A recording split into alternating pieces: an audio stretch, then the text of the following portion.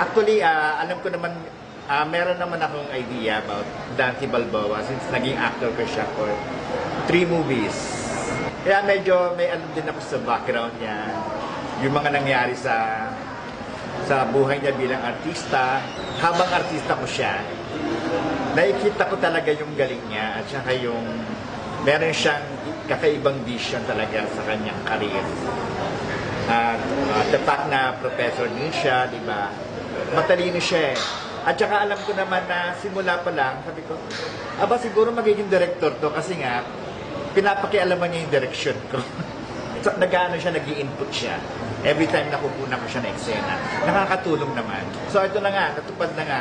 Kaya nga very thankful ako at in-invite niya ako sa kanyang first ever play. Actually, libro to. Hindi nga ako aware na meron pala siyang libro tungkol sa mga experiences niya. Now, napanood ko. Kaya nga, na-realize ko pala, nung araw pala na yun, na gumagawa kami ng pelikula, ay may pinagdadaanan siya. Alam mo, gano'n, intriga na gano'n. So, nung napanood ko yung play, parang bumalik ako doon sa nakaraan niya, sa nakaraan namin, ako bilang director, doon time na yun, na sumisikat siya, nakikilala siya sa pelikula.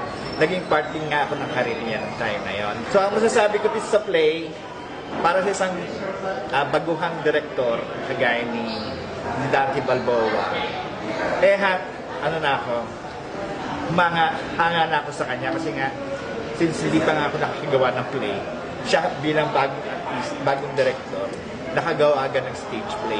Hindi ganun kadali ang mag-direct ng isang stage play. Kaya medyo, ako sa kanya, impressed, amazed ako sa kanya. At saka sa mga actor, especially kung napanood ko kay Paolo Gumabaw. Congrats sa buong team, especially kay Paolo Gumabaw na super galing. Tsaka Dante, kasi Dante Barona, alam mo yun? Dating action star, tumalon doon sa San Juanico Bridge. Medyo tanda mo. Dante na kasi parang laki-laki ng katawan. Mapalahibo. Yung bang isidinig mo lang daw, may recollegat sa mga katawan ng bakla. Dapat panoorin ng mga LGBT, especially yung mga gay community. Kasi nga hindi lang naman napapansin yung napapanood nilang sexy, hindi lang sila ma-attract doon.